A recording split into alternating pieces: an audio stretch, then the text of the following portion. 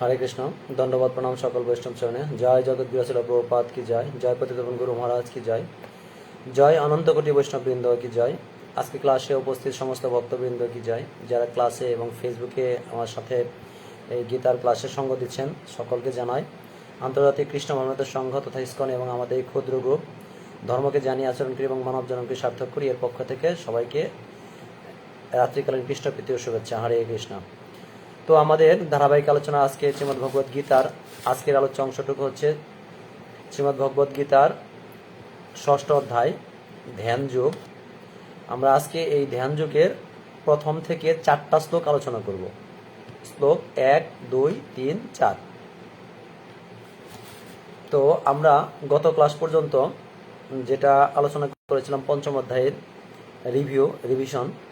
তো এই পঞ্চম অধ্যায়ের সাথে এই ষষ্ঠ অধ্যায়ের একটা যোগসূত্র রয়েছে, সেটা হচ্ছে পঞ্চম অধ্যায়ের ২৭ এবং ২৮ নম্বরের শ্লোকে ভগবান অষ্টাঙ্গ যোগের যে ধাপগুলো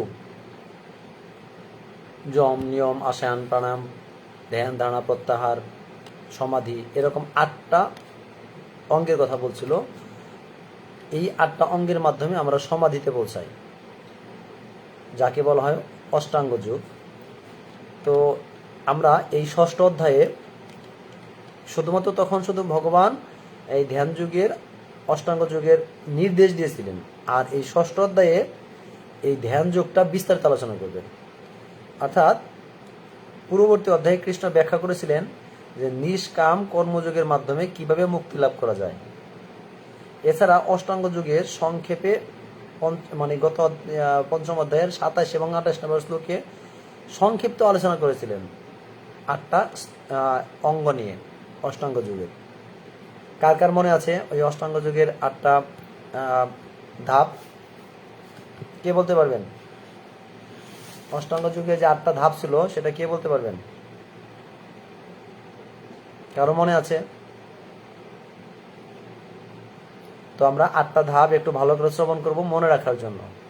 ১ নম্বর হচ্ছে যম, ২ নম্বর হচ্ছে নিয়ম, ৩ নম্বর হচ্ছে আসন, ৪ নম্বর প্রাণায়াম, ৫ নম্বর প্রত্যাহার, ৬ নম্বর ধারণা, ৭ নম্বর ধ্যান এবং ৮ নম্বর হচ্ছে সমাধি। এই ৮টা স্তর সংক্ষিপ্তভাবে ভগবান উল্লেখ করেছিলেন, আর এই অধ্যায়ে ভগবান বিস্তারিতভাবে এটা আলোচনা করবেন। তো এই অধ্যায়ে শ্রীকৃষ্ণ এই যে অষ্টাঙ্গ যোগ এটার বিশদ বর্ণনা করতেছেন। তো আমরা এই ষষ্ঠ অধ্যায় ধ্যান যোগ শুরু করব। তো এই ধ্যান যোগের আজকের যে অংশটুকু শ্রীমদ্ ভগবদ গীতার ষষ্ঠ অধ্যায় ধ্যান যোগের শ্লোক নম্বর ১ থেকে ৪, ৪টা শ্লোক। তো আমরা এই ৪টা শ্লোক থেকে কি জানতে পারবো আমরা আজকে সেটা শুধু সংক্ষেপে একটু আমরা জেনে নেব। তো ১ থেকে ৪ নম্বর শ্লোকের মূল বিষয় হচ্ছে নিষ্কাম কর্মযোগের দ্বারা অষ্টাঙ্গ যোগের প্রগতি। অর্থাৎ আমরা কর্ম করি ৩ ধরনের, মূলত ২ ধরনের, পরবর্তী ৩ ধরনের। প্রথমত সকাম কর্ম আর হচ্ছে নিষ্কাম কর্ম, কিন্তু মূলত কর্ম, অকর্ম, বিকর্ম। তো এখানে বলছে যে আমরা নিষ্কাম কর্ম, যেটা সকাম কর্ম আর নিষ্কাম কর্ম, তো যেটা নিষ্কাম কর্ম, এই নিষ্কাম কর্মের দ্বারা যে অষ্টাঙ্গ যোগের প্রগতি, অর্থাৎ এখানে আরো রুক্ষ একটা স্তর আছে যেটাকে বলা হয় প্রাথমিক স্তর, এই থেকে আরো স্তর মানে সমাধি স্তর, এই দুইটা স্তর সম্পর্কে এখন এখানে আলোচনা করা হবে। তো এখানে ১ থেকে ২ এই ২টা শ্লোকে আমরা সন্ন্যাস মানে হচ্ছে ত্যাগ ও যোগ যে অভিন্ন, যে কোনো যোগ, কর্মযোগ, জ্ঞান যোগ, ধ্যান যোগ, ভক্তি যোগ, এই যে যোগ, এটা যে সন্ন্যাস আর এই বিভিন্ন যোগ এটা যে অভিন্ন, এইটা আমরা জানবো। কারণ এখানে উভয় ক্ষেত্রেই ইন্দ্রিয় ভোগের বাসনা থেকে মুক্ত হতে হয়।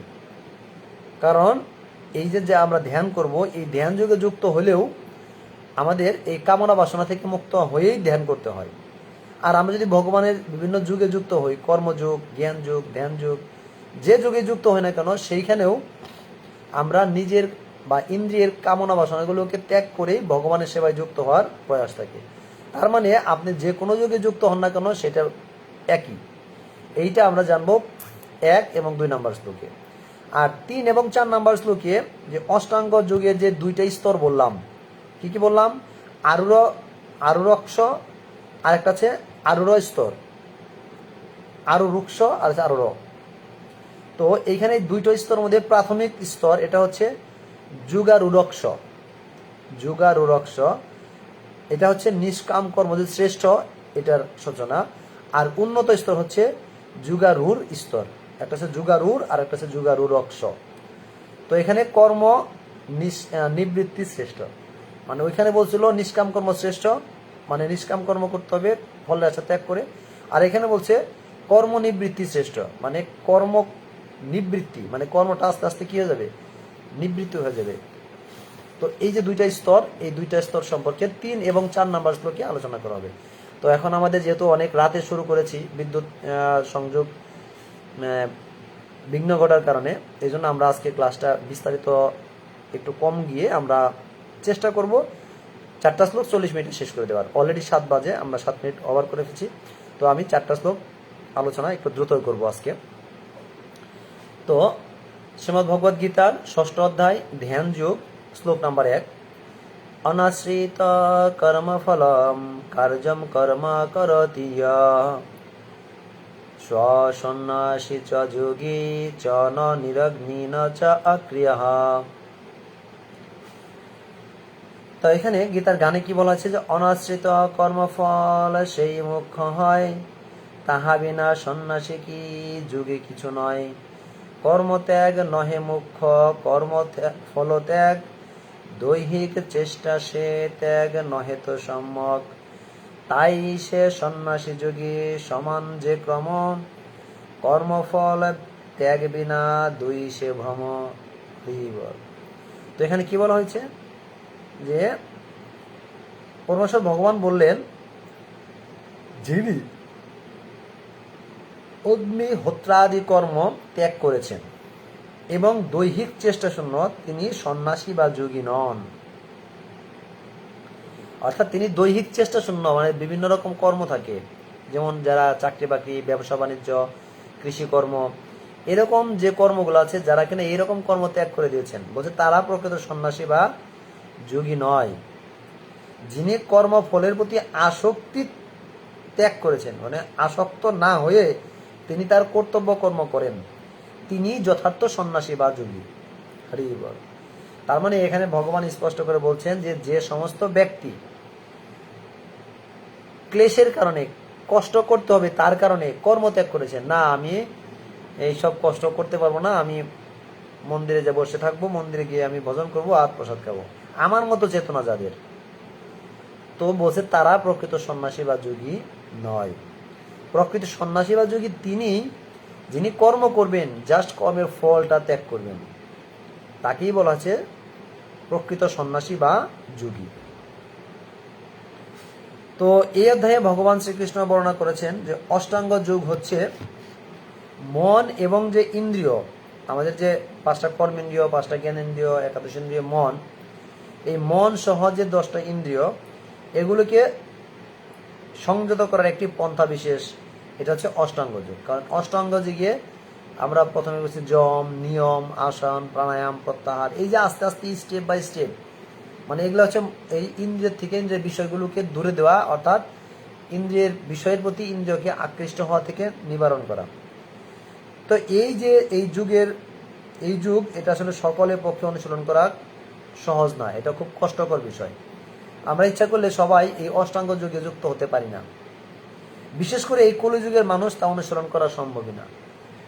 যেমন সত্যি কথা বলতে লজ্জা নাই, আমি যখন গায়ত্রী করতে বসি, এমনও হয় মাঝে মাঝে আমি ওই গায়ত্রী করতে করতেই জাস্ট একটু নীরবে, গায়ত্রীটা করার নিয়ম হচ্ছে ঠোঁট নড়া যাবে না, জিহ্বা নড়বে না, কোনো শব্দ হবে না, এক ধ্যানে গায়ত্রী জপ করতে হবে। তো আমি যখন এরকম নীরবে বসি, মাঝে মাঝে আমাকে ঘুম চলে আসে, আবার ফিরে গায়ত্রী করি। দেখেন মাত্র জাস্ট অল্প কিছুক্ষণ সময়, বড় জোর 10 মিনিট, এইটুকু সময় আমি গায়ত্রী জপ করতে গিয়েই আমার ঘুম চলে আসে। কতটা অধপতিত আমি! আর আমার পক্ষে কিনা অষ্টাঙ্গ যোগ সাধন করা সম্ভব? অসম্ভব। এই জন্য বলছে এই কলিযুগে মানুষের পক্ষে এই অষ্টাঙ্গ যোগ অনুসরণ করা সবার জন্য সম্ভব না, বিশেষ করে কলিযুগের জন্য তো আসলে নাই। তো এই জন্য ভগবান শ্রীকৃষ্ণ এই যুগের পদ্ধতি বর্ণনা করে অবশেষে দৃঢ়ভাবে প্রতিপন্ন করেছেন এই বিষয়টা, যে কৃষ্ণ ভাবনায় কর্ম বা কর্মযোগ অষ্টাঙ্গ যোগ অপেক্ষাও শ্রেষ্ঠ। হরি বল। যারা কিনা এরকম অষ্টাঙ্গ যুগে মানে ধ্যান যুগে ভগবানের সাথে যুক্ত হতে চান, তার চাইতে কৃষ্ণ ভাবনায় যুক্ত হয়ে কর্মযুগ অনুশীলন করা, সেটা ওই অষ্টাঙ্গ যুগের চাইতেও শ্রেষ্ঠ। এটা ভগবান আমাদেরকে স্পষ্টভাবে বুঝিয়ে দিচ্ছেন। এই জন্য এই জগতে আমরা যারা আছি তারা কি করি, স্ত্রী পুত্র পরিজন আত্মীয় স্বজন এদের জন্য, এদের ভরণ পোষণ করার জন্য সারাদিন গাধার মতো কর্ম করে যাচ্ছি, অথবা ব্যক্তিগত কোনো স্বার্থ নিয়ে, অথবা কোনো ভোগবাঞ্ছা নিয়ে যে আমি এইটা দিয়ে এইটা করবো, এইটা দিয়ে ওইটা করবো, আমি এখন এই টাকা ইনকাম করি, আর এই কাজটা করলে আমি আরো বেশি ইনকাম করতে পারবো, ওই বেশি টাকাতে আমি এই কাজটা করতে পারবো। তো এটাকে বলা হয় যে ভোগবাঞ্ছা। তো যখন আমরা এরকম নিজ ভোগবাঞ্ছা ব্যতীত কোনো কর্ম আমরা করি না, তখন সে হচ্ছে সকাম কর্ম। কিন্তু সাফল্যের মানদণ্ড হচ্ছে কর্মফলের প্রত্যাশা না করে ভগবান শ্রীকৃষ্ণের সেবা করে জন্য কর্ম করে যাওয়া, এটা হচ্ছে নিষ্কাম কর্ম। যেমন আপনারা এই গ্রুপে এখন যারা ভগবানের কথা শ্রবণ করতেছেন, এখানে আপনারা নিরর্থক ভগবানের কথা শ্রবণ করতেছেন, এখানে কোনো দ্বিতীয় কোনো কামনা বাসনা নেই, যার কারণে এটাই হচ্ছে কি বলবো নিষ্কাম কর্ম। কিন্তু এইখানে যদি ভিন্ন কোনো ইচ্ছা আকাঙ্ক্ষা থাকে, তখন সেই কর্মটাই হয়ে যাবে সকাম কর্ম, অর্থাৎ ভোগবাঞ্ছা সহিত। প্রতিটি জীবই ভগবানের অবিচ্ছেদ্য অংশ, তাই ভগবানের সেবা করা হচ্ছে আমাদের একমাত্র প্রবৃত্তি। এজন্য আমাদের সকল কামনা বাসনা পরিত্যাগ করে শুধুমাত্র ভগবানের প্রীতিবিধানের জন্য আমাদের কর্ম করা উচিত। আর এইভাবে কর্ম করা হচ্ছে ধ্যান যুগে যারা ধ্যানী তাদের চাইতে উত্তম শ্রেষ্ঠ। এই জন্য দেখা যায় আমাদের সমাজে কিছু কিছু সময় মানুষ সন্ন্যাস নেয়, এবং অনেক সময় অনেক সন্ন্যাসীরা মনে করে যে তারা সব জাগতিক কর্ম থেকে মুক্ত হয়ে গেছেন, জাগতিক কর্ম পরিত্যাগ করে দিচ্ছেন। তাই তারা অগ্নিহোত্র যে যজ্ঞ অনুষ্ঠান, বিভিন্ন পূজা অর্চনা, এগুলা পূজা অর্চনা বলতে কোনো দেবতার কথা বলা হয়নি, ভগবানের সেবা পূজার বলছে, এগুলো তারা কি করে ত্যাগ করে দেয়। না, এগুলো আমাদের আর দরকার নেই, আমরা তো সন্ন্যাস হয়ে গেছি, মুক্ত পুরুষ। কিন্তু প্রকৃতপক্ষে তারা স্বার্থপরায়ণ হয়ে, কারণ তাদের লক্ষ্য হচ্ছে নির্বিশেষ ব্রহ্ম সাযুজ্য লাভ করা, এই জন্য তারাও স্বার্থের জন্যই এগুলো ত্যাগ করতেছে। এই সমস্ত যে বাসনা, এগুলো জাগতিক মানে যে কামনা বাসনা, এর থেকে মহত্তর, মানে তার চেয়ে ভালো, কিন্তু তারপরেও স্বার্থ শূন্য না। যদিও মুক্তির জন্য কামনা করাটা এটা জাগতিক যে বিষয় থাকে, ধনং দেহি জনং দেহি রূপম দেহি, এইরকম যে দেহি দেহির চাইতে আপনার এইটা উন্নত, যে কি আধ্যাত্মিক জীবনে উন্নতির জন্য কামনা বাসনা বলছে। এটা যদিও উন্নত চেতনা মহত্তর, কিন্তু এটা তো কামনা শূন্য না, কারণ এর পিছনে একটা কামনা আছে যে কি ব্রহ্মসুযোজ্য বা মুক্তি লাভ করা। ঠিক এরকমই সব রকমের জাগতিক ক্রিয়াকলাপ পরিত্যাগ করে যদি অর্ধনিমিত্ত নেত্রে মানে এরকম ধ্যানে বসার পর যে যোগী যে তপস্যা করেছিলেন, তাও ব্যক্তিগত স্বার্থের জন্য প্রভাবিত, কারণ তিনি মুক্তি লাভের জন্য এরকম কষ্ট স্বীকার করতেছেন, এই জন্য সেটাও নিঃস্বার্থ না।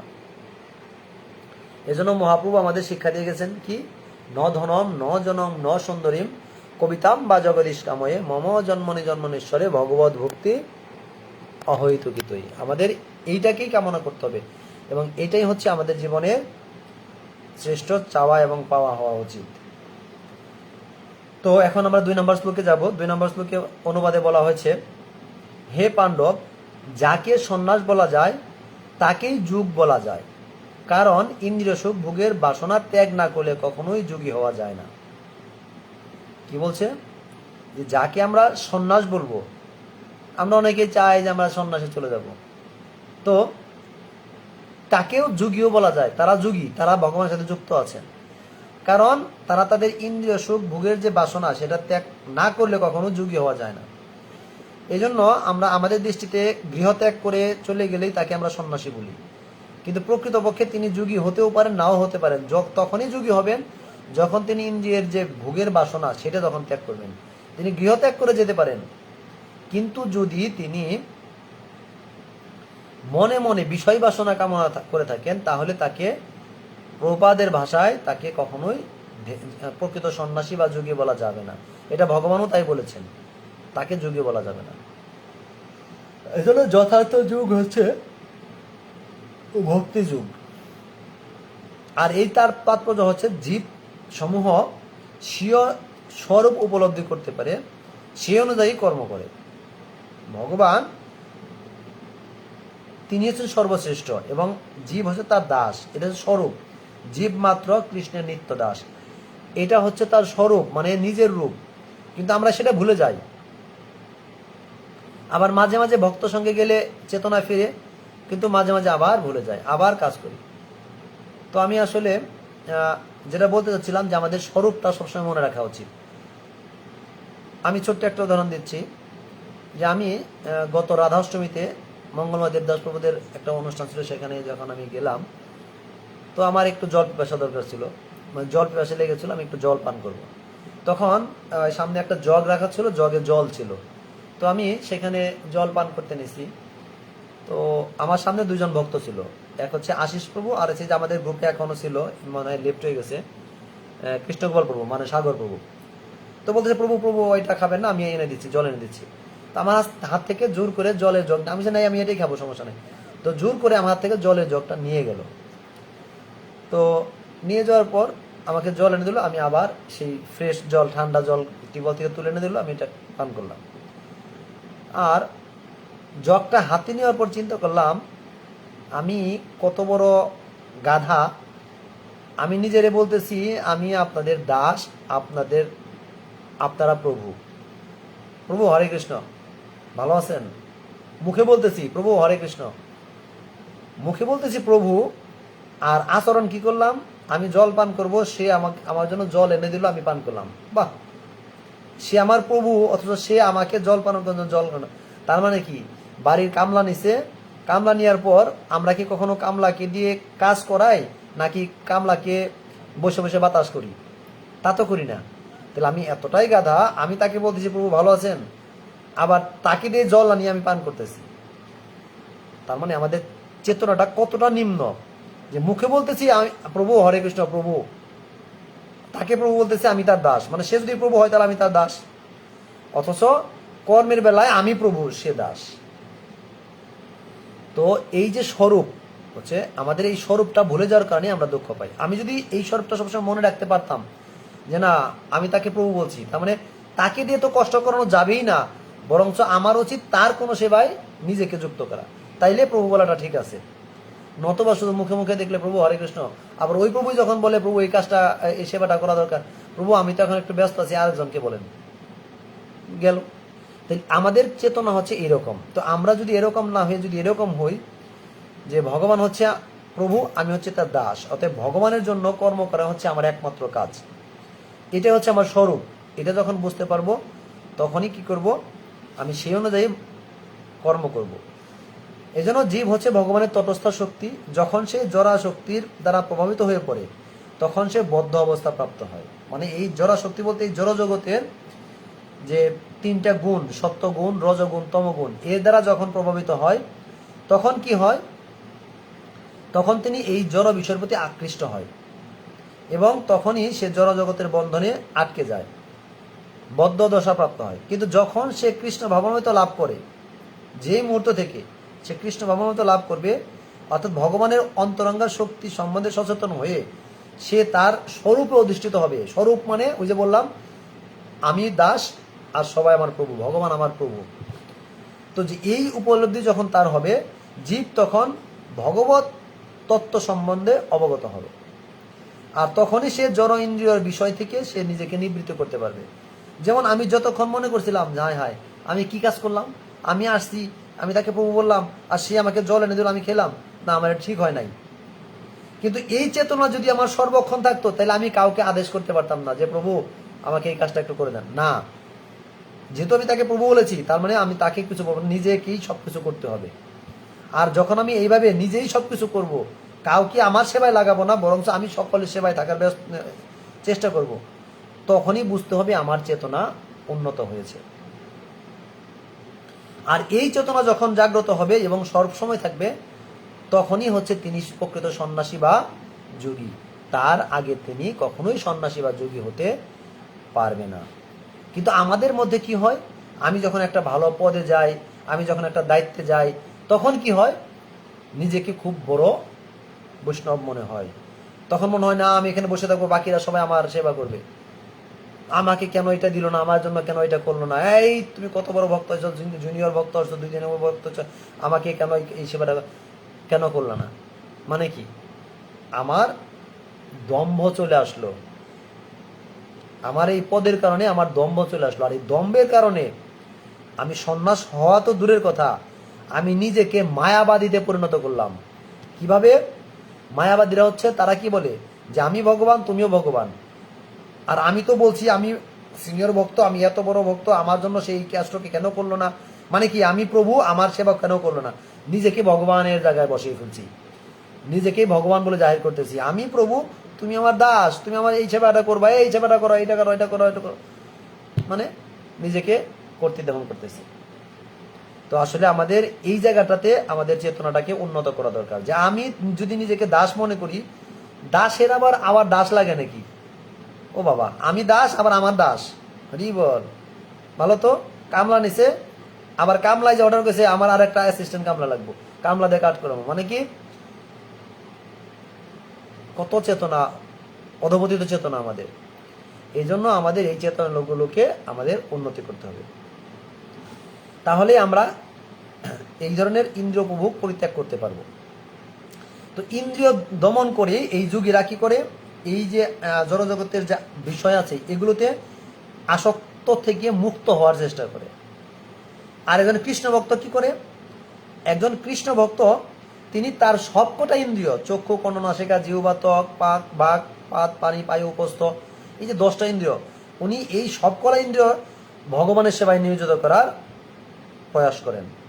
উনি তার হাত দিয়ে ভগবানের মন্দির মার্জনা করেন, তিনি 4 চোখ দিয়ে ভগবানের রূপ দর্শন করেন, এই চোখ দিয়ে দেখে দেখে ভগবানের জন্য কাজ করেন, এই পা দিয়ে হেঁটে হেঁটে ভগবানের নাম প্রচার করতে যান, মন্দিরে যান, তার এই মুখ দিয়ে ভগবানের নাম প্রচার করেন, ভগবানের নাম জপ করেন, এই জিহ্বা দিয়ে ভগবানের প্রসাদ আস্বাদন করেন। মানে এক কথায় তিনি তার প্রত্যেকটা অঙ্গ দিয়ে, প্রত্যেকটা ইন্দ্রিয় দিয়ে ভগবানের সেবায় যুক্ত রাখেন। আর এইভাবে ভগবানের সেবায় যখন তিনি আসক্ত হয়ে যান, তখন তিনি এই জড়জগতের বিষয়ের প্রতি আর তার আসক্তি থাকে না। সুতরাং কৃষ্ণ ভক্ত যারা যারা এরকম প্রত্যেকটা ইন্দ্রিয়কে ভগবানের সেবায় নিয়োজিত করতে পেরেছেন, তারাই প্রকৃত সন্ন্যাসী বা তারাই প্রকৃত যোগী। এটাই ভগবানের সিদ্ধান্ত, যেটা কিনা আমরা এই ধ্যান যুগের 1 নম্বর এবং 2 নম্বর শ্লোক থেকে জানতে পারলাম।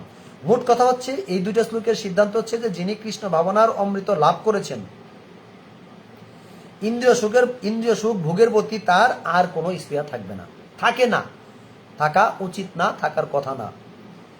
তিনি সব সময় ভগবানের ইন্দ্রিয় তৃপ্তি সাধন করার জন্য নিজেকে ব্যস্ত রাখেন, এটাই হচ্ছে সিদ্ধান্ত। এবং যিনি গৃহে থাকুক, তবুও তিনি কোনো কামনা বাসনা না নিয়ে যখন সর্বক্ষণ ভগবানের সেবায় ব্যস্ত থাকেন, তিনিই প্রকৃত সন্ন্যাসী, তিনিই প্রকৃত যোগী।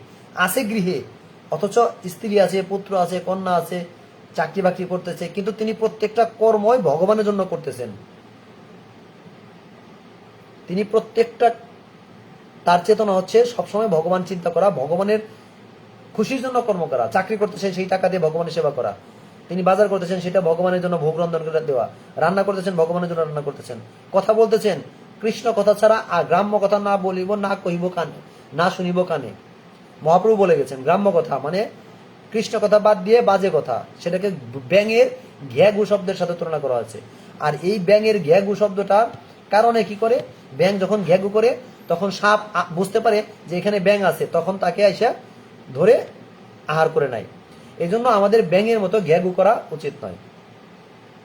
আমাদের উচিত যতক্ষণ কথা বলবো কৃষ্ণ কথা বলবো। তাহলে এইভাবে করে আমরা আমাদের এই বাক শক্তিটাকেও ভগবানের সেবায় অর্পণ করতে পারি। যেমন আমরা শ্রীমদ্ ভাগবতমের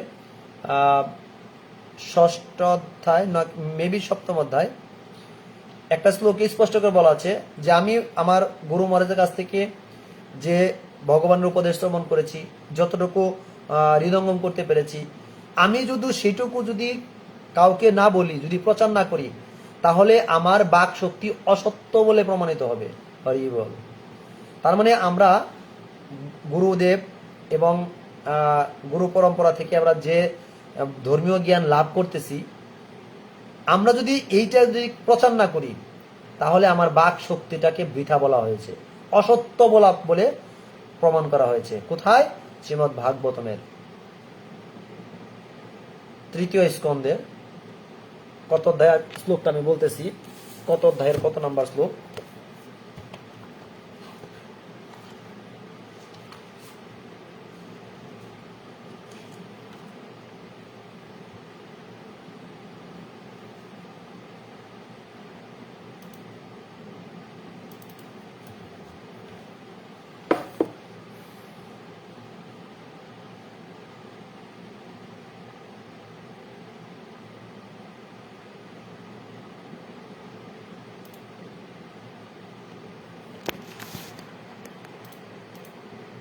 এটা হচ্ছে 3য় স্কন্ধের 6ষ্ঠ অধ্যায়ের 36 নম্বর শ্লোক। শ্রীমদ্ ভাগবতমের 3য় স্কন্ধের 6ষ্ঠ অধ্যায়ের 36 নম্বর শ্লোক কি বলছে? আমার অযোগ্যতা সত্ত্বেও, মানে আমি তো যোগ্য না, আমি এটা পারি না, আমার যোগ্যতা না, এরকম হচ্ছে। আমার অযোগ্যতা সত্ত্বেও আমার গুরুদেবের শ্রীমুখ থেকে আমি যতটা শ্রবণ করতে পেরেছি এবং আমি নিজে যত যা বুঝতে পেরেছি, তার দ্বারা আমি বিশুদ্ধ বাণীর মাধ্যমে ভগবানের মহিমা কীর্তন করছি। যদি আমি তা না করি, তাহলে আমার বাক শক্তি অসত্য হয়ে যাবে। হরি বল। তো এই হলো বিষয়। তো আমি আমার বাক শক্তিকে অসত্য করতে চাই না। আমাদের উচিত আমাদের এই বাক শক্তিটাকে কাজে লাগানো। এটা শ্রীমদ্ ভাগবতমেও বলা আছে 3য় স্কন্ধের 7ম অধ্যায়ের 36 নম্বর শ্লোকে। তো অবশ্যই আমাদের এই জন্য ভগবানের নাম প্রচার করা উচিত। তো যাই হোক, আমরা 10 মিনিট সময় বা 10 থেকে 15 মিনিটের সময় আমি ক্লাস শেষ করে দেব। তো 3 নম্বর শ্লোকে বলা আছে যে অষ্টাঙ্গ যোগ অনুশীলনে যারা নবীন, এই যে যম, নিয়ম, আসন, প্রাণায়াম, প্রত্যাহার, ধ্যান, ধারণা, সমাধি, এই যে এই অষ্টাঙ্গ যোগ, এইখানে যারা নবীন তাদের পক্ষে কর্ম অনুষ্ঠান করাই উৎকৃষ্ট সাধনা। কারণ যারা নবীন তারা দেখা গেলো যে ধ্যান করতে বসে ঘুমিয়ে যায়, কোমর ব্যথায় বাঁচে না, পায়ে ঝিঝি ধরে, এরকম সমস্যা হয়। যেমন আমি এক নাগারে কোথাও বসে পার দিচ্ছি, এই পার দিতে দিতে কি হয়, আর উঠতে পারি না, কেন? পায়ে ঝিঝি ধরে গেছে। আবার দেখলো যে খালি মুছামুছি করতেছি। যেমন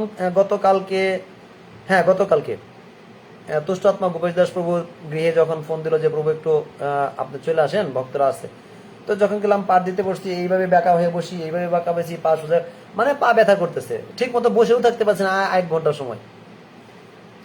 তাহলে আমি 1 ঘন্টার সময় এক জায়গায় বসে থাকতে পারছি না, আমি কি করে ধ্যান করব? এই জন্য বলছে যারা নবীন ভক্ত তাদের পক্ষে এরকম মানে অনুষ্ঠান করার মানে উৎকৃষ্ট সাধনা কোনটা? যারা নবীন তাদের পক্ষে এটা সম্ভব না, তাদের জন্য উৎকৃষ্ট কোনটা? কৃষ্ণ ভাবনা। এই জন্য ভগবান এই 3 নম্বর শ্লোকে বলছে যে অষ্টাঙ্গ যোগ অনুশীলনে যারা নবীন তাদের পক্ষে কর্ম অনুষ্ঠান করাই উৎকৃষ্ট সাধনা। তাদের জন্য আসলে ওই রকম ধ্যান, প্রাণায়াম, নিয়ম, প্রত্যাহার এগুলো আসলে কঠিন। তাদের কাছে কোনটা সহজ? তাদের কাছে উৎকৃষ্ট হচ্ছে কর্ম অনুষ্ঠান করা। মানে কর্ম করো, তোমার এরকম সন্ন্যাস নেওয়া দরকার নাই। আর যারা ইতিমধ্যে যুগারুর হয়েছেন তাদের পক্ষে সমস্ত কর্ম থেকে নিবৃত্তি উৎকৃষ্ট সাধনা। যুগারুর মানে যারা কিনা এই যুগে যুক্ত হয়ে গেছেন এবং সমস্ত কামনা বাসনা ত্যাগ করে পেরেছেন, যারা ইন্দ্রিয় বিষয় থেকে ইন্দ্রিয় বিষয় প্রত্যাহার করতে পেরেছেন, তাদের জন্য ঠিক আছে, ওইটা উৎকৃষ্ট। এজন্য ভগবানের সঙ্গে যুক্ত হওয়ার পন্থাকে বলা হয় যুগ। সেটা আপনি যে কোনোভাবে যুক্ত হতে পারেন, যেভাবে যুক্ত হবেন সেটা হচ্ছে আপনার যুগ। আর ভগবান থেকে বিচ্ছিন্ন হয়ে যাওয়া হচ্ছে বিয়োগ। তো যুগ মানে ভগবানের সাথে যুক্ত হওয়া, সেটা আপনি ধ্যানের মাধ্যমে হতে পারেন অথবা কর্ম করার মাধ্যমে হতে পারেন। তো এইখানে এই যে অষ্টাঙ্গ যোগ, এখানে 8টা: জল, নিয়ম, আসন, প্রাণায়াম, প্রত্যাহার, ধারণা, ধ্যান, সমাধি। এই যে একটার পর একটা স্টেপ বাই স্টেপ, এইভাবে উচ্চতর ক্রম অনুসারে এই যে সিঁড়ি, এখানে ভিন্ন ভিন্ন নাম আছে। এই এই যে সিঁড়ি, এই সিঁড়িগুলোকে ভিন্ন ভিন্ন নামে আখ্যায়িত করা আছে। এবং এই যে সিঁড়ি, এই সিঁড়িগুলোকে বলা হয় যোগ। আর এই যোগকে 3টা ভাগে ভাগ করা হয়েছে। 1 নম্বর হচ্ছে জ্ঞান যোগ, 2 নম্বর হচ্ছে ধ্যান যোগ, 3 নম্বর হচ্ছে ভক্তি যোগ। জ্ঞান যোগটা হচ্ছে প্রাথমিক লেভেল। আমি ভগবানের সাথে কখন যুক্ত হবো? যখন আমার ভগবান সম্পর্কিত জ্ঞান থাকবে। নত আমি ভগবান চিনি না, ভগবান কে এরকম বলবো, আমি ভগবান, আরে ভগবান নাই পৃথিবীতে এরকম বলবো, আমার সেই জ্ঞান না থাকবে। এই জন্য আগে আমাদের জ্ঞান দরকার। আমাদের জ্ঞান যখন হবে তখন আমি ধ্যান যোগে, মানে আমি ভগবানকে খুঁজতে যাব। আর যখন এই ধ্যান শেষ হবে তখন আমি ভগবানকে লাভ করবো, মানে ভক্তিযোগ, ভগবানকে ভক্তি করবো। এই জন্য 3টার মধ্যে শ্রেষ্ঠ হচ্ছে ভক্তিযোগ। এই জন্য যারা সিঁড়ির প্রথম এবং সর্বোচ্চ স্তর, এটাকে বলছে যুগারুরুক্ষ, আর একটা হচ্ছে যুগারুর স্তর। তো যারা হচ্ছে এই যে জ্ঞান যুগে আমাদের প্রাথমিক লেভেলে আছে, তাদেরকে বলা হয়েছে যুগারুরুক্ষ, যুগারুরুক্ষু। আর যারা ভক্তিযুগে আছে তাদের বলা হয়েছে যুগারুর। মানে অষ্টাঙ্গ যুগে প্রাথমিক স্তরে মানে নিয়ন্ত্রিত জীবনযাপন করতে হয়, যম সংযত করা, নিয়ম বিধিনিষেধ মাইনে চলা। তো এরকম অভ্যাস করে যখন ধ্যান করার প্রচেষ্টা করা, তখন তাকে সকাম কর্ম বলে গণ্য করা হয়। কারণ এই কামনা বাসনায় একটা ফল আছে।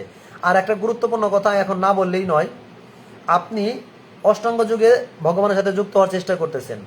আপনি যম থেকে শুরু করে যম, নিয়ম, আসন, প্রাণায়াম, প্রত্যাহার, ধ্যান এরকম করতেছেন, কিন্তু যে পর্যন্ত সমাধিতে যাইতে না পারবেন, মানে ভগবানকে প্রাপ্ত না হবেন, ততক্ষণ পর্যন্ত আপনার এইখান থেকে শুরু করে ওই ধ্যান পর্যন্ত, মানে যুগারুর, মানে ধ্যান, ধারণা, ধ্যান, তারপর সমাধিতে যদি যাইতে না পারেন, এই যে এতক্ষণ যে সিঁড়িগুলা মারাইছেন, ফেল, মানে কোনো লাভ নাই, ভ্যালুলেস, জিরো। অর্থাৎ আপনি খাতার প্রথম থেকে শুরু করছেন, লাস্ট পর্যন্ত অঙ্ক করে রেজাল্ট মিলে নাই, নাম্বার কত দিবে? জিরো, জিরো, জিরো, ফেল, কোনো লাভ নাই, 1ও দেবে না, জিরো। কিন্তু আপনি যদি ভক্তিযোগে যুক্ত হন, তাহলে আপনি যতটুকু ভক্তি করবেন ততটুকুই আপনার সঞ্চয় থাকবে, আপনার মান আছে, ওইটুকুরই দাম আছে। এটা হচ্ছে সৃজনশীল সিস্টেম। যেমন এখন একটা অঙ্ককে 3টা পার্টে চাওয়া হয়, 4টা পার্ট করা হয়। প্রথম পার্ট যদি কেউ বুঝতে পারলে 2 নাম্বার, দ্বিতীয় পার্ট বুঝতে পারলে 4 নাম্বার, তৃতীয় পার্ট বুঝতে পারলে 4 নাম্বার, মোট 10 নাম্বার। তাহলে এখন যদি কেউ প্রথম পার্ট হয়েছে, দ্বিতীয় পার্ট হয়েছে, তৃতীয় পার্ট হয় নাই, তবুও তার ভয় নাই, কারণ তিনি 6 পাবে। প্রথম পার্টে 2, দ্বিতীয় পার্টে 4। কিন্তু যদি এরকম হয়, প্রথম পার্ট হয়েছে, দ্বিতীয় পার্ট, তৃতীয় পার্ট কিছুই হয় নাই, তাহলেও তিনি 2 পাবেন। কিন্তু অষ্টাঙ্গ যুগের ক্ষেত্রে আগের সিস্টেম, অঙ্ক হইলে ফুল 10, না হইলে 0। এই জন্য বলছে ভক্তিযুগটা হচ্ছে শ্রেষ্ঠ। আমি সৃজনশীল সিস্টেমের মতো, 1 পার্ট হলে 1 পার্টের নাম্বার, 2 পার্ট হলে 2 পার্টের নাম্বার, সম্পূর্ণ হলে সম্পূর্ণ নাম্বার, 3 পার্ট হলে 10-এ 10। অর্থাৎ এই জন্য ভাগবতমের 3য় স্কন্ধে বলা হয়েছিল স্পষ্ট করে যে ভক্তিযুগে অনুশীলন করলে কখনো তার কোনো, এটার 5ম অধ্যায়েও বলা আছে গীতাতে, শ্রীমৎ ভগবান গীতাতে এটি বলছে যে ভক্তিযুগে কর্ম করলে কখনো তিনি বৃথা হবে না।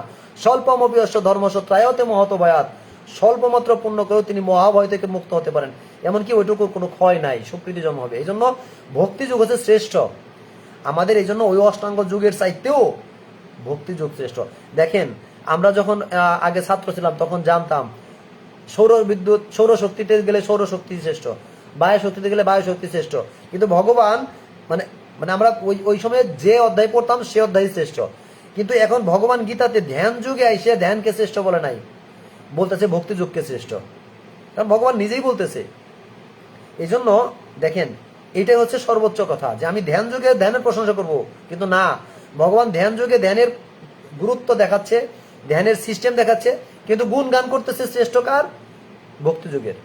এই জন্য আমাদের বোঝা উচিত সর্বোত্তম হচ্ছে ভক্তিযুগ, এবং 3টা সিঁড়ির ভিতরে ভক্তিযুগ হচ্ছে শ্রেষ্ঠ। এই জন্য এই যে এই সমস্ত ক্রিয়ার প্রভাবে ক্রমশ আমাদের ইন্দ্রিয়গুলো নিয়ন্ত্রণ করার জন্য মানসিক সফলতা লাভ করতে হয়। কিন্তু ধ্যানাভ্যাসের সিদ্ধি হলেও উদ্বেগ সৃষ্টিকারী সব রকম মানসিক ক্রিয়াগুলো সম্পূর্ণ পরিত্যাগ করা যায় না। আপনি ধ্যানে আছেন, তারপরেও মনে হয় যে না এরকম এরকম, আমরা নিজেকে বৈষ্ণব মনে করি, কিন্তু আমরা মনে করি না আমি পিছনে থাকবো, মহাপ্রভু শিখিয়ে গেছে, ইউটিউব তার ওইখানে বসে থাকতো, কখনো নিজে অভিমান করতো না, বলছে যশ মান পূজা প্রতিষ্ঠা শুকর রবিষ্ঠা। কিন্তু আমরা যখন কোথাও যাই তখন দেখা গেলো 2-4-5 জনকে সামনে ডাকলো, আমাকে ডাকলো না, আমি কি বলি? মনে মনে ছোট হয়ে বসে থাকি।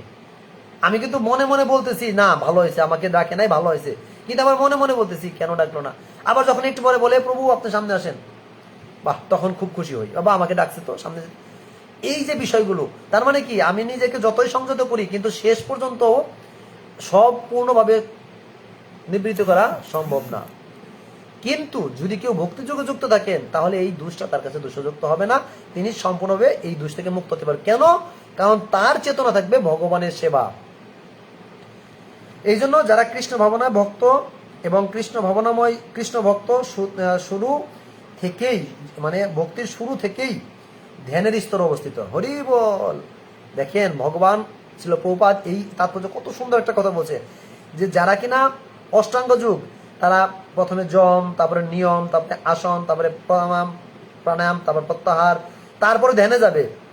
কিন্তু যারা কৃষ্ণ ভাবনায় যুক্ত কৃষ্ণ ভক্ত, তারা ওইখান থেকে সরাসরি যখন শুরু করলো তখন থেকে ধ্যানের লেভেলে আছে, শুধু সমাধিতে যাবে। হরি বল। দেখছেন, এটা হলো দুধ ভাত। আমরা যখন ছোটবেলায় খেলতাম কুমির কাটটি, এই সেই, যে ছোটগুলো বাচ্চাদের কোনো ধরতো না, মানে ওরা দুধ ভাত, ওরা খালি খেলবো ধরে, মানে ওরা নিছক আনন্দ।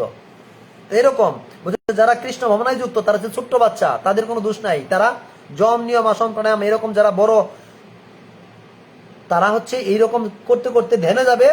তারপর ধ্যানে সিদ্ধি হলে, ধ্যানে মানে পূর্ণতা পাইলে সিদ্ধি স্তরে যাবে। কিন্তু যারা কৃষ্ণ ভক্ত, তারা কৃষ্ণ ভাবনায় ভক্তি যুক্ত হওয়ার সাথে সাথে তারা ধ্যান পর্যায়ে অবস্থিত। এবার তারা ভক্তি করবে আর তারা সিদ্ধি। হরি বল। দেখেন ভক্তি যুগের শ্রেষ্ঠতা কোথায়? কারণ তিনি সর্বদাই কৃষ্ণকে স্মরণ করতেছেন, তিনি সর্বদাই ভগবানের সেবায় রত, তাই তিনি সব রকম জাগতিক কর্মগুলিকে সম্পূর্ণভাবে ত্যাগ করেছেন বলেই গণ্য করা হয়। হরি বল।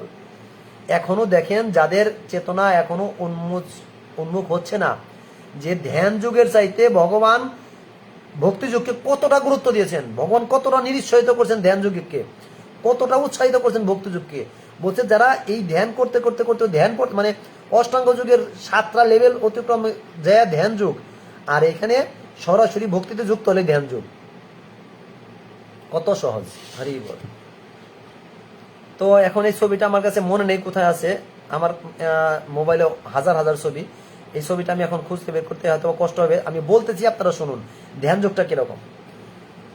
আমাদের যখন গত 1 বছর আগে চাকরির আন্দোলন হয় কোটা সংস্কারের জন্য, যেমন পুষ্য কোটা, মুক্তিযোদ্ধা কোটা, উপজাতি কোটা, এরকম বিভিন্ন কোটা থাকে। তো দেখাইছে এই যে সাধারণ জনগণ গাছের গোড়া থেকে বেয়ে বেয়ে উপরে যাচ্ছে চাকরি পাওয়ার জন্য, কিন্তু যাদের কোটা আছে তারা করে কি আরেক বিল্ডিং থেকে একটা কোটা দিয়ে টুক করে ফলটা পেরে নিয়ে আসে, মানে সরাসরি এখান থেকে তারা ঢুকে গেল, মানে তাদের আর বেয়া বেয়া কষ্ট করে উপরে উঠতে হলো না। কিন্তু সাধারণ পাবলিকের ক্ষেত্রে বেয়া বেয়া বেয়া বেয়া কষ্ট করে উপরে উঠতে হয়েছে, কিন্তু উঠতে উঠতে দেখা যায় আরেকজন কোটা দিয়ে ওটা পেরে নিয়ে চলে গেছে। তো এই জন্য এইটা হচ্ছে কোটা সিস্টেম, ভক্তি যুগটা হচ্ছে কোটা, আর অষ্টাঙ্গ যুগ হচ্ছে গাছের গোড়া থেকে সাধারণ পাবলিক বেয়া বেয়া বেয়া বেয়া উপরে উঠবে, কিন্তু উঠতে উঠতে দেখবো আরেকজন কোটা দিয়ে ফল পেরে নিয়ে গেছে গা। মানে ভক্তি যুগে যে যুক্ত তিনি সিদ্ধি লাভ করে ফেলছেন অলরেডি। তাহলে খেয়াল করুন, আপনারা একটু বোঝার চেষ্টা করুন। আমি জানি না আমি আপনাদের বোঝাতে পারছি কিনা। তাহলে আমাদের উচিত এরকম কষ্ট করে যাওয়ার চাইতে ডাইরেক্ট কোটা দিয়ে ভক্তি যুগে যাওয়া অনেক সহজ। এই জন্য আমাদের উচিত অষ্টাঙ্গ যুগের প্রতি এতটা আকৃষ্ট না হয়ে ডাইরেক্ট ভগবানের যে পরামর্শ অনুযায়ী আমাদের ভক্তি যুগে যুক্ত হওয়া উচিত, কৃষ্ণ ভাবনায় কর্ম করা উচিত, ডাইরেক্ট আমরা ভগবানকে সিদ্ধি লাভ করতে পেয়ে যাব। তো যাই হোক, অলরেডি 41 বেজে গেছে, আমি খুব দ্রুত শেষ করে দেবো। 4 নম্বর শ্লোকে বলছে যে যখন যোগী জড় সুখভোগের সমস্ত সংকল্প ত্যাগ করে ইন্দ্রিয় ভোগ্য বিষয়ে এবং সকাম কর্মের প্রতি আসক্ত রহিত হন, তখন তাকে যোগারূঢ় বলা হয়। ওই যে 2টা স্তর বলছিলাম, যোগারুক্ষ এবং যুগারূঢ়। তো যুগারূঢ় হচ্ছে প্রাথমিক, আর যুগারূঢ় হচ্ছে সর্বোচ্চ স্তর। এই জন্য মানুষ যখন ভক্তিযুগে সর্বতভাবে ভগবানের সেবা নিয়োজিত হন, তখন সে সর্বতভাবে আত্মতৃপ্ত হন, খুব খুশি হন, শান্তি লাভ করেন। না, ভগবানের জন্য আমি এটা করতে পারছি, হে ভগবান আমি তোমার জন্য তেমন কিছু পারি না, তাহলে আমি এটুকু অন্তত চেষ্টা করছি। তখন তিনি ইন্দ্রিয় তৃপ্তি অথবা সকাম কর্ম করার প্রবৃত্তি তার ভিতর থাকে না। তখন তার উদ্দেশ্য থাকে শুধুমাত্র ভগবানের ইন্দ্রিয় তৃপ্তি করা। অর্থাৎ সে অবশ্যই ইন্দ্রিয় তৃপ্তি সাধনে প্রবৃত্ত হবে যদি সে কৃষ্ণ ভাবনায় যুক্ত না হয়। এই জন্য কর্মরহিত হয়ে মানুষ কখনো ইন্দ্রিয় তৃপ্তিকে উপভোগ করা থেকে বিরত থাকতে পারে না। তাই কৃষ্ণ ভাবনায় কর্ম না করা হলে আত্মকেন্দ্রিক যে ভগবাঞ্ছা সেটা তিনি কখনোই মুক্ত হতে পারবেন না। এই জন্য কৃষ্ণ ভাবনায় ভক্ত যারা শ্রীকৃষ্ণের সন্তুষ্টি বিধানের জন্য সবকিছু করেন, তাই তাদের ইন্দ্রিয় তৃপ্তির ব্যাপারে কোনো আসক্তি থাকে না। তারাই হচ্ছে নিরাসক্ত হয় কর্মের প্রতি, কর্মের ফলের প্রতি। এই জন্য তারাই হচ্ছে প্রকৃত যোগী, তারাই হচ্ছে প্রকৃত সন্ন্যাসী। হরে কৃষ্ণ। জয় জগৎগুরু শিল প্রভুপাদ কি জয়, জয় পতিত পাবন গুরু মহারাজ কি জয়, জয় অনন্তগিরি বৈষ্ণববৃন্দ কি জয়, আজকের ক্লাসে উপস্থিত সমস্ত ভক্তবৃন্দ কি জয়। তো আমরা আজকের ক্লাসে মূল জানতে পারলাম আসলে প্রকৃতপক্ষে কে সন্ন্যাসী অথবা কে যোগী। তো আমার আজকের আলোচনা এই চ্যাপ্টার এখানেই শেষ। আমি যদিও একটু দ্রুত বলেছি, তো আমার কথায় যদি কেউ ভুল ত্রুটি যে ছিল এগুলো আপনারা নিজের দৃষ্টিতে কৃপা করে ক্ষমা করে দেবেন। আর আজকের ক্লাসে যদি কারো কোনো বিষয়ে প্রশ্ন থাকে, যদি কোথাও বুঝতে না পারেন, তাহলে আমরা যারা ক্লাসে আছি তারা হ্যান্ড রেজ করবো, আর যারা ফেসবুকে আছি তারা কমেন্ট করে জানাতে পারি যে প্রভু আমার এই সমস্যা, আমি এটা বুঝিনি, আমি চেষ্টা করব তাকে বোঝানোর জন্য। তবে আমি আমার কথা রাখতে পারিনি, ভাবছিলাম 30 মিনিটে শেষ করব, কিন্তু সৌরভপ্রভু লিভ নিছেন, বলছিল হবে না, 40 মিনিট চেয়ে নিয়েছিলাম। শেষ পর্যন্ত কথায় কথায় 45 মিনিট, কিন্তু আমি 42 মিনিটে ক্লাস শেষ করে দিয়েছি। তো যাই হোক, এখন যদি আপনাদের এই ক্লাসের উপর আজকে কোনো বিষয়ে বুঝতে অসুবিধা হয় আপনারা হ্যান্ড রেজ করতে পারেন। হরে কৃষ্ণ।